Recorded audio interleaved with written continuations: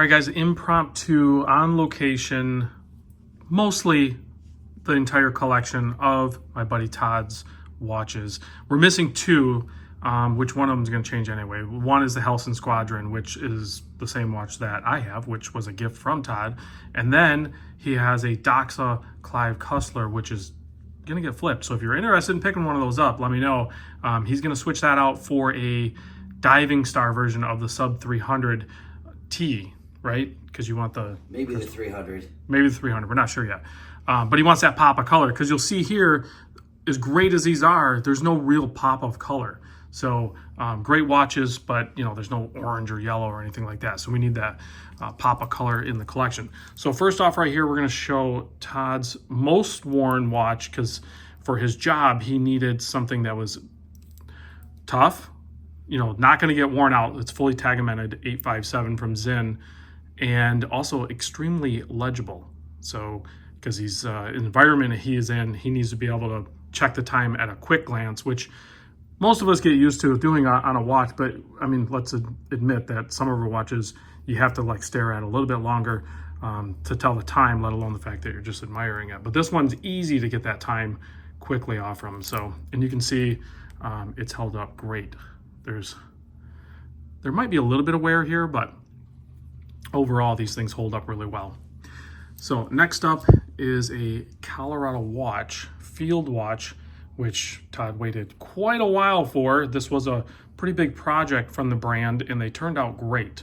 He's got it paired up with a different strap. This is not the strap that came with it, but yeah. And check out that dial. It's kind of, was that stone wash? I think basically is what they called it. Yeah. Yeah, it was like a stonewash dial. So I was checking it out last night in low light, and the way this thing catches, I know people always complain about, oh, it catches the light, and everything like that. But it legit does. The way it reflects the light in low light is pretty wild. And then you have that blued hands. So that's a really cool piece.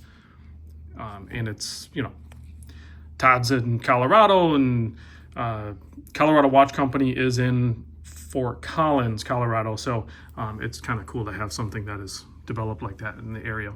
Next up is a beautiful Seiko LX series spring drive GMT.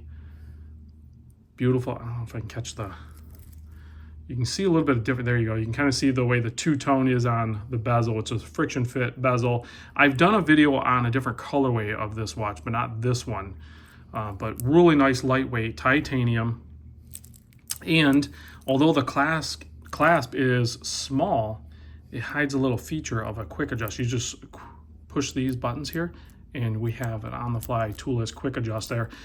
So Seiko's completely capable of putting this on all of their watches, but they're not going to give it to us just on the LX series. So awesome watch. I'll put some of these on wrist too, because Todd and I share roughly the same wrist size.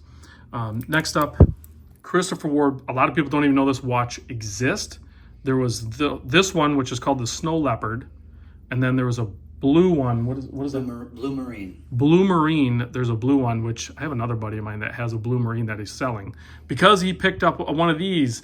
And you talked to Colby about that, right? You guys have talked about this watch. Okay.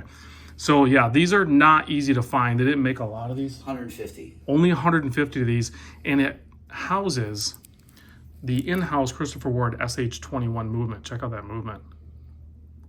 Beautiful movement. And it has a couple of complications that Todd likes. The small seconds and the power reserve indicator, as well as just that beautiful, highly legible white dial. And this is stainless steel. So awesome watch from that brand.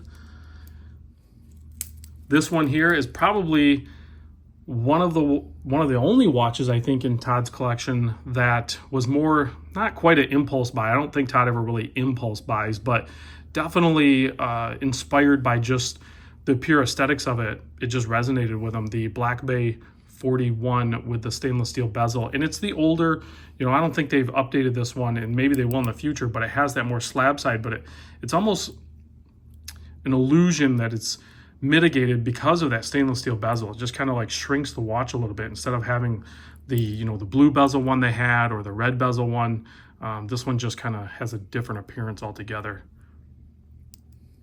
Yeah, the rest of these watches were definitely exercise in focus and patience is what Todd typically does. And this one here is definitely an example of that. This is a super, let me wipe it real quick. This is a super rare watch from Seiko because, as you know, Seiko limited editions can ramp up to like 10,000 pieces, and we all kind of laugh about it. This one is a far cry from that at only 428, which is a weird number, but a lot of the Zimby limited edition Seikos do have those weird numbers for the manufactured numbered. Yeah, this is Zimby number 7. I'm bad with these. Good thing Todd's here to answer these. So Zimby number 7 in the lineup, and there was only 428 of them. He has it paired up with an Uncle's Beads of Rice bracelet, which I have to say is a perfect matchup for this thing. The clasp is still thin, but it kind of has that old school quick adjust on it, but it's thinner than a lot of the micro brands used to do. So the clasp is still nice, and the Beads of Rice helps really balance out this watch on wrist, and it's just a beautiful watch. Monocoque, it's the Marine Master 300, so all that stuff. I'm gonna pop this one on wrist for sure, because quite frankly, if I could find one of these, I'd probably buy it too. They're not easy to find.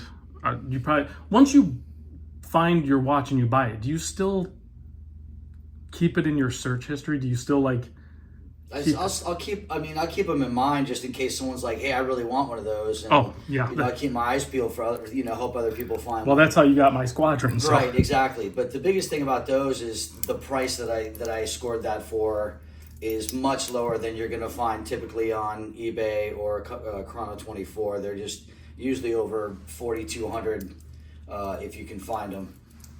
That Zimby's over 42? Usually, yeah. That's usually what you're finding price-wise on those is 42. Which retail on it? Was probably about the same, close to it. I don't know because it's a 2018 release, so I don't remember exactly what the number was when they were released. But the Zimby models, they usually don't mark up necessarily. No. They're usually about the regular model price. Yeah, I think the scarcity is what helps people drive the price up on them when you're finding them on eBay or Chrono.